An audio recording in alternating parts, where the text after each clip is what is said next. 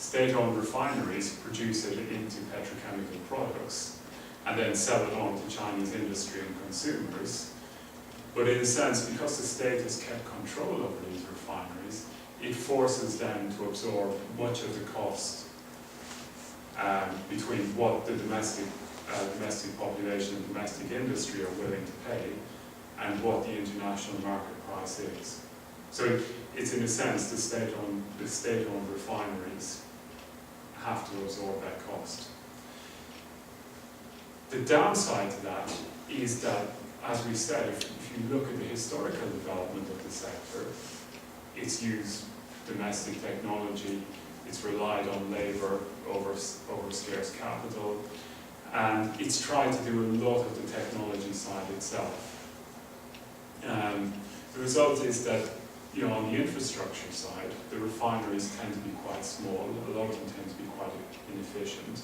So in a sense, China is forcing the state refiners to take on this price pressure, absorb these costs, without having them allow them sufficient time to build refineries that are big enough to process crude oil at an efficient market price. So it's putting a lot of pressure on this. Why does this matter? Well, a lot of the talk at the moment, particularly with the recent party plenary, is how do you, in a sense, reduce the presence of this sector? Okay? And you could say that, from the oil sector point of view, which is a very big part of state industry, it still hasn't got big enough and become efficient enough because of historical legacies to allow it to take on that role. Okay?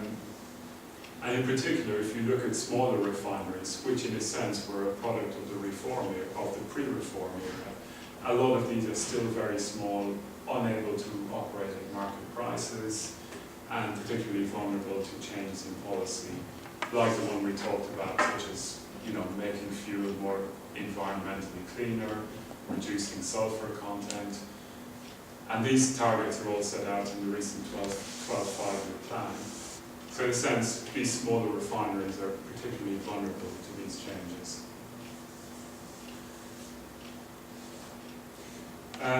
Just to show you some sort of graphics on how this relationship has changed, or China's relationship with the world in terms of oil imports.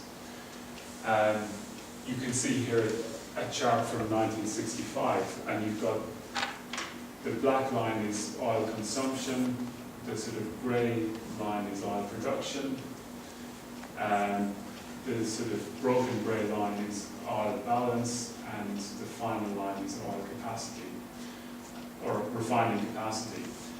You can see that the big change is this broken grey line, which is the oil balance, and that's essentially the surplus of domestic production over what China demands, so supply over demand. And you can see that up to 1993, China had a surplus of oil over what it demanded. After 1993, its balance turned negative, okay? Which meant that it had to import more and more. You can see the grey line, which is sort of behind the sort of two black lines.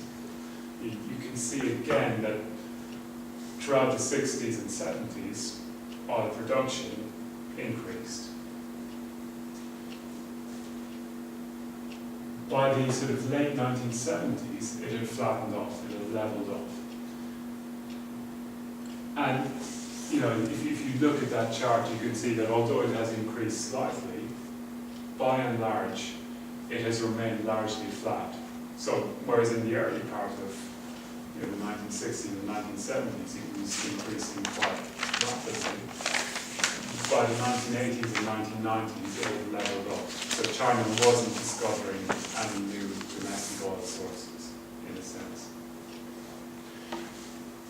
You can see that both, the oil consumption, on the other hand, kept going. It kept increasing. Okay. That chart takes you up to about 2005. You can see that refining capacity, i.e. the ability to refine this oil, has by and large kept pace, although it does start to oil consumption does start to increase slightly faster, after 2000s. So again, there is a challenge in building capacity for refining. In a sense, that tells you quite a lot about how much China has had to change from being able to supply internally at domestic prices or at prices set by the state, towards having to import oil at international market prices, and in a sense having to find a way not to sort of buffer the public from these price changes.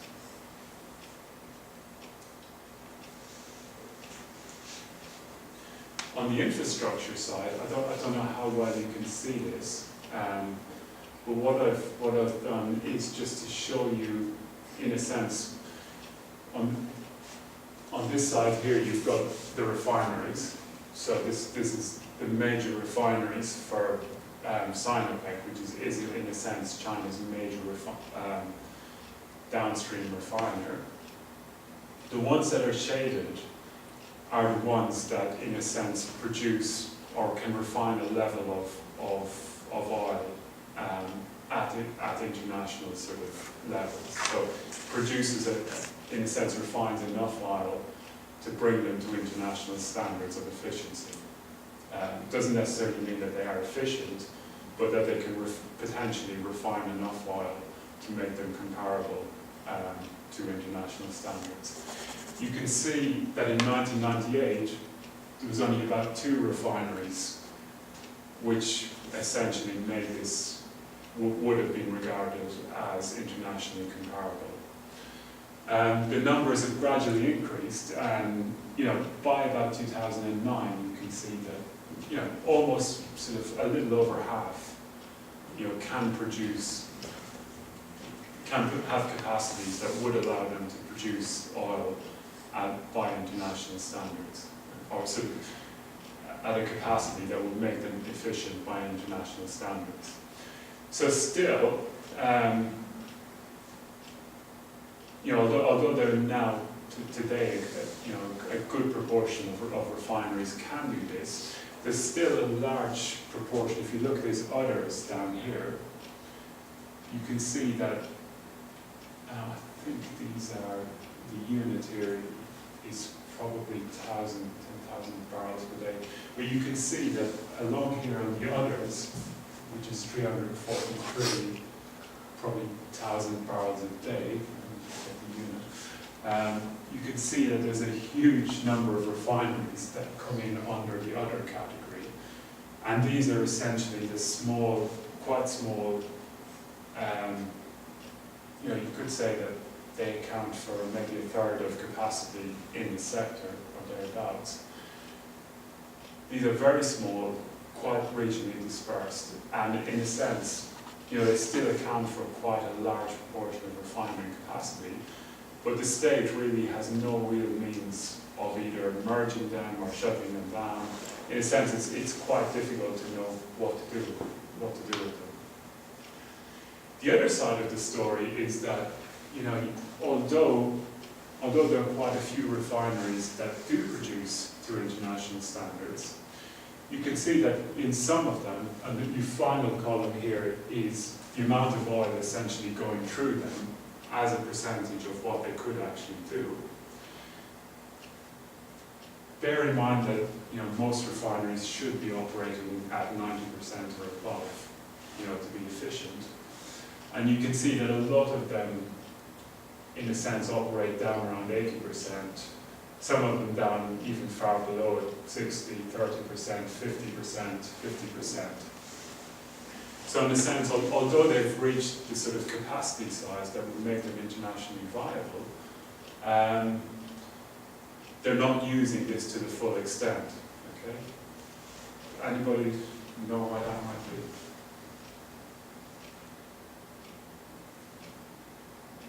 Yes. Can you repeat the question? Yeah. Anybody know why they mightn't be producing? Even though they have the capacity to produce quite a lot more, why in the sense that they're not producing at full capacity? Are they trying to save it for the future? Could be one explanation, yeah. If you go back to the previous slide, which is, or sorry, this slide. Yeah, this point here, which is this one here, state-owned refineries are forced to absorb the cost of adjustment. So, I mean, if you think about the reform process generally, so, you know, the emphasis since the 1990s has been, you know, focus on profit, become more efficient, you know, hive off excess workers that you don't need, streamline your operations. So this is the sort of policy agenda. So if you're being told to do all this, but at the same time you're being told to, well, you've got to absorb the costs of the oil that you've got to import. So the international oil price goes up because of you know, the conflict in the Middle East or something like that. And the state-owned refineries are being told, well, you've got to absorb that. The natural sort of business-minded response to that is just to shut down, okay? Or in a sense, to stop producing, stop refining, okay? Shut down the plant. In a sense, say, you could save it for the future, as you suggested, or you could simply shut down your plant for maintenance, or decide, well, you know, there's no point in refining all this oil at a loss. You know, we should just shut down. Okay, so that tells you one of the sort of paradoxes, or one of the, if you like, tensions between what state enterprises are being told to do on one hand by their sort of political superiors, and what the market is asking them to do on the other hand. So the market is asking them to make a profit. Their political superiors are asking them, well, supply industry with as much refined products as you can, and on top of that, you know, well, make a loss if you have to, but, you know, keep producing. So in a sense, if we go back to what we talked about last week, and we said, well, you know, if you look at this from an agency perspective, you know, and you say, well, you know, theoretically, the state or the Communist Party or the government is the agent or is the principal telling management what to do. In fact, it's not that straightforward, because state-owned enterprises, you know, such as those in the petrochemical sector, they actually operate. They're actually responsible to much more than just their political superiors. They're responsible to the market, for their profits. They're responsible for shareholders following privatization. So all of these things, you know, they're being told, you know, they're also being told, well, reduce, you know, make your fuel more environmentally cleaner. You know, so there's a lot of different regulations that are now affecting them, and they don't really have the full sort of political freedom, in a sense, to respond to these conflicting agendas. Okay.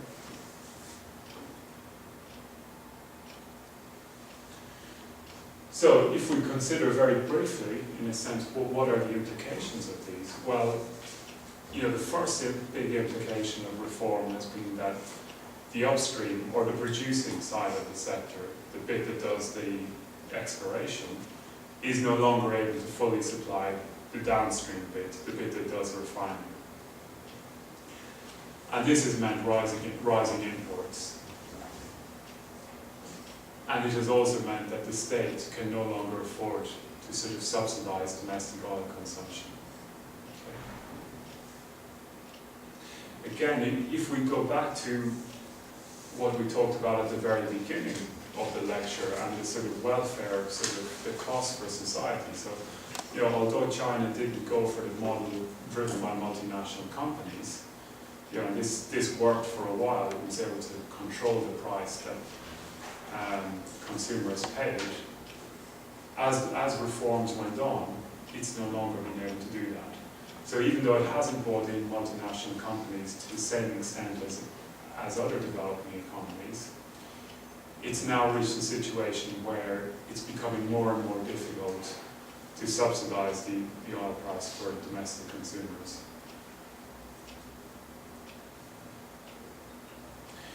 The second sort of big implication is that the large state-owned refiners, such as Sinopec, are no longer able to meet the majority of its imports through self-supply. And this goes back to the other point we talked about at the start of the lecture, which is the sort of advantage that multinational companies have when they have this integrated structure. So they can take their own oil out of the ground and they can refine it themselves. So they're able to control the costs and sort of set the prices within the company. Okay? And if you look at how China approached the establishment of the industry first, it seemed that they were also trying to make sure that, you know, they could manage the from refining to production, and in a sense keep that welfare gain within a state-owned enterprise. Economic reforms has sort of meant that that's no longer becoming so easy to do. Okay? So the refineries can no longer have no longer got the capacity to refine enough. The upstream side can no longer supply enough crude. So in a sense, somebody has to pay. Okay?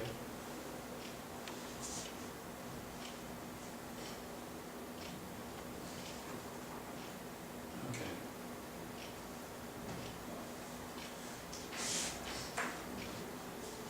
What I want to do from sort of here onwards is to look very specifically at the petrochemical companies themselves and sort of how they've dealt with this challenge. Okay?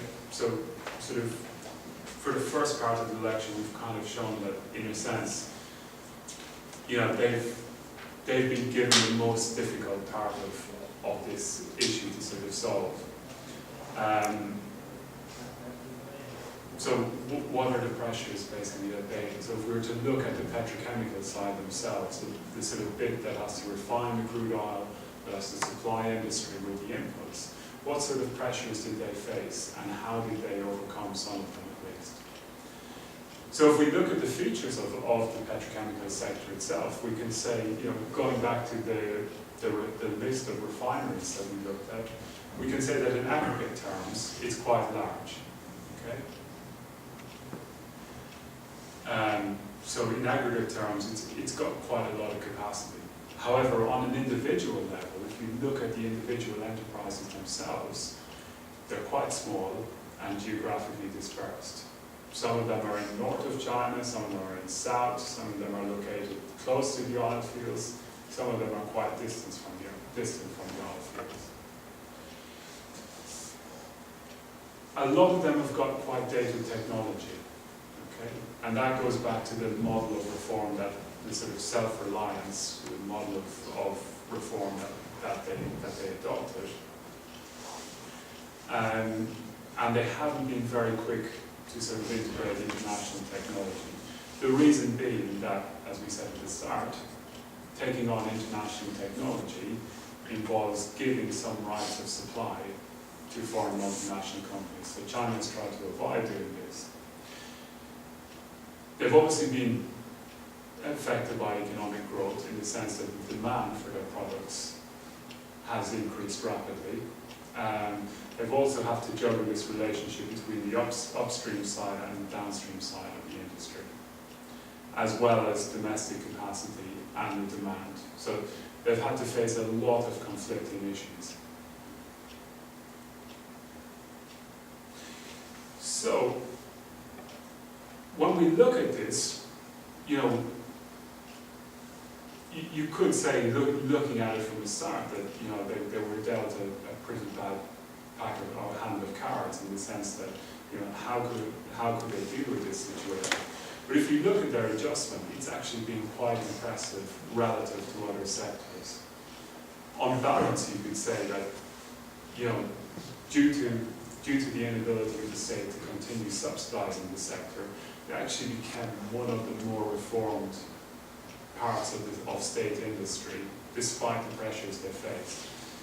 And one of their unique advantages was their ability to learn from the market reform process themselves. Okay?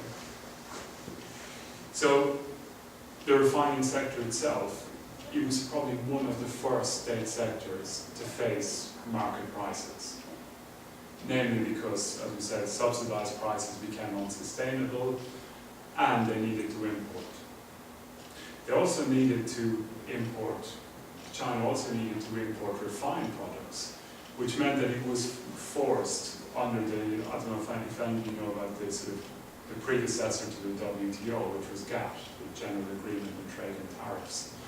So if you look at China's agreements under GATT, the petrochemical sector was actually one of the hardest hit. So it was, you know, if you look across the range of petrochemical products, tariffs were practically halved in the 1990s. I think they went from about an average of 40% down to about 20%, which meant that China imported petrochemical products became much more cost competitive in China, which meant the state enterprises in this sector had to adapt much more quickly to market prices. A second reason why they adapted so fast was because, unlike a lot of other state sectors in the Chinese economy, there was already a credible system of price regulation.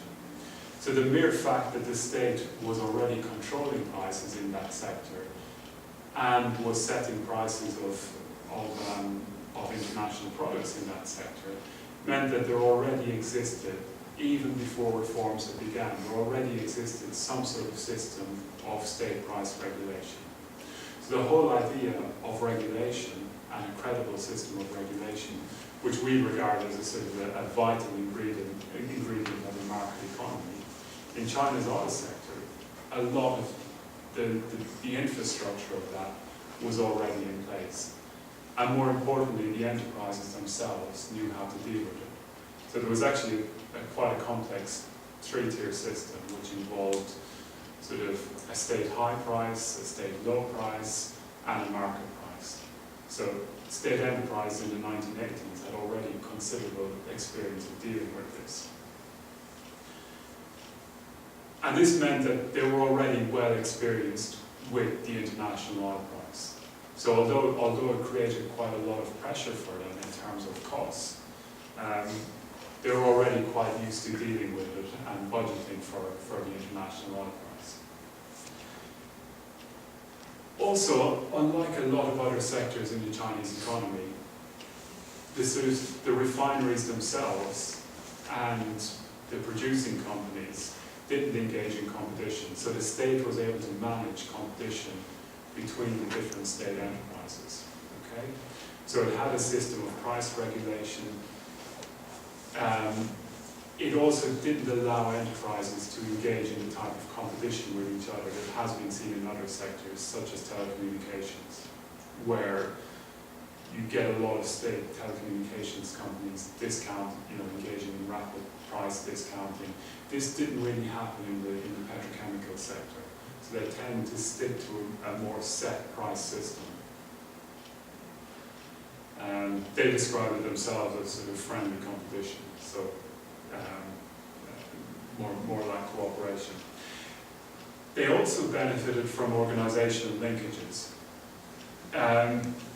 in the sense that both major onshore enterprises, Sinopec and PetroChina,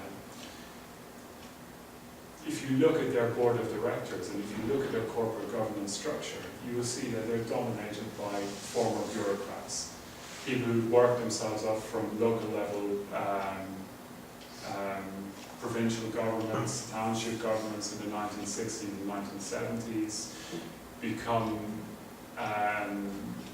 directors of oil fields maybe in the 1960s and 1970s, work their way through the industry, and now these are the people who are the sort of chief executives of the major oil companies.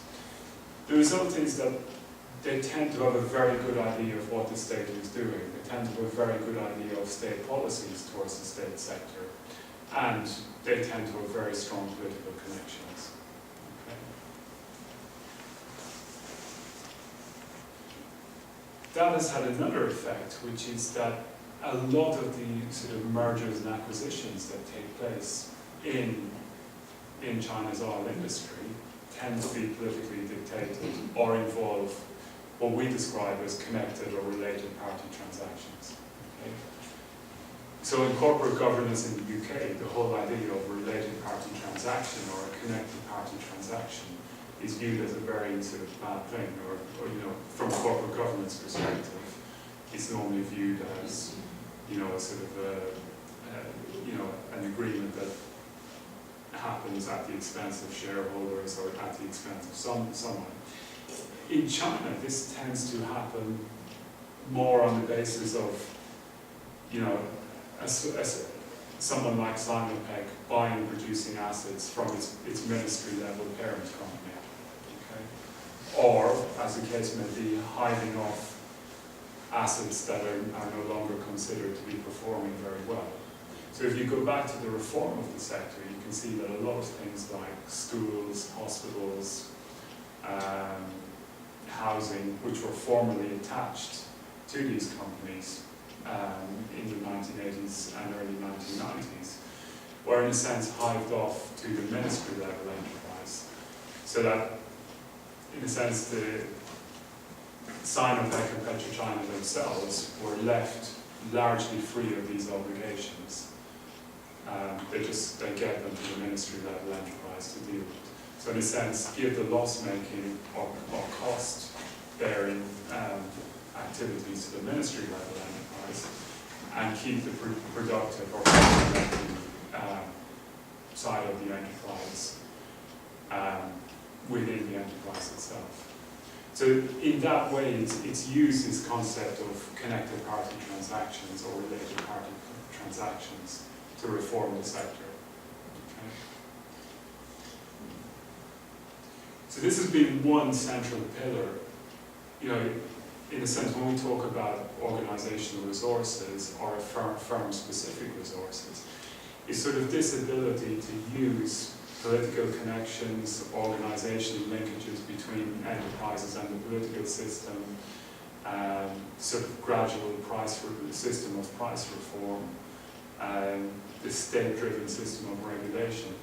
In a sense, the ability to use all these different bits to reform the enterprise without involving foreign investment, without involving a merger with a foreign company.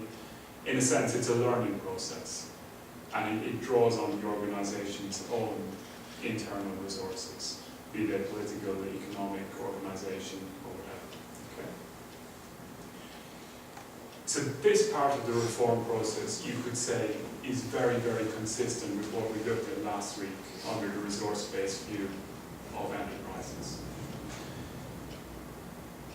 The second part of that was, in a sense, restructuring that took place within the sector itself. So in a sense, internal restructuring. And this, in a sense, involved restructuring of the ministry, particularly the Ministry of Petroleum in the early 1980s. It involved restructuring their role in the operation of the enterprises themselves. And this meant a shift from a situation where China's ministries, so you had the Ministry of Petroleum, you had the Ministry of Textiles, and these competing ministries in the early 1980s tended to have different shares and different roles in the running of these enterprises. What reforms in the 1980s essentially did was they took the ministries out of this position and said, what we do is we separate the sort of politics from the enterprise side.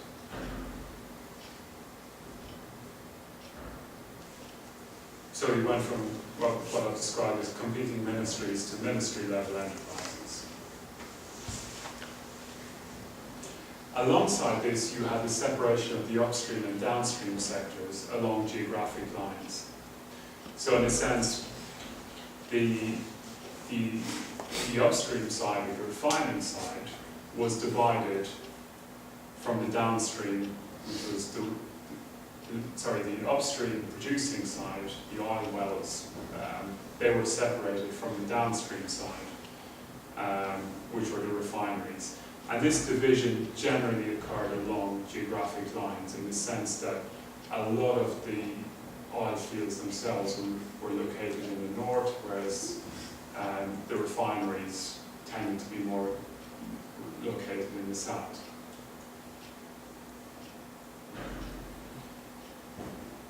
It also involved rationalisation. We discussed rationalisation last week in terms of the sort of employee rationalisation and bringing in a sort of a monetary-based employee reward system. Again, if we go back to our slide with the sort of the Iron Man of Dajing, and this whole idea of self-sacrifice and sacrificing yourself to develop a whole industry. Once you introduce a monetary reward system, you sort of say, well, that sort of self-sacrifice no longer applies. This whole idea of, the sort of worker as a hero, or, suddenly you say, well, you have to move away from this and introduce a system of rewards. So you have to sort of differentiate among employees. You have to find some sort of monetary way of differentiating among employees. So in senior management, that meant giving people who were, previously very senior people in the Communist Party, actually paying them, using things like share options, bonuses based on performance, all of this sort of thing, which in a sense meant a big shift away from the sort of the Communist Party pay scales, which formerly applied to these enterprises.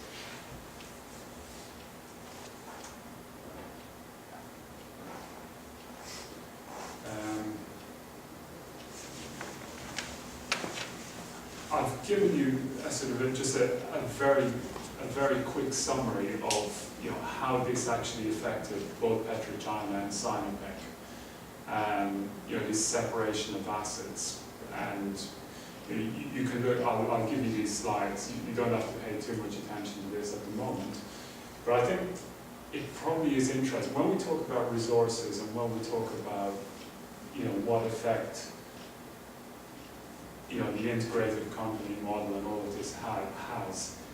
It does have an effect on financial performance. And we said that, in a sense, the division of the oil sector was along a regional basis between north and or a geographic basis between north and south, but it was also between upstream and downstream. PetroChina, which is the sort of the top table here, got the upstream side of it, which is essentially the reducing side. Whereas Sinopec got the downstream side. In a sense, it was the one that had to deal with the refining side. And most likely, whereas PetroChina could sell, at international prices,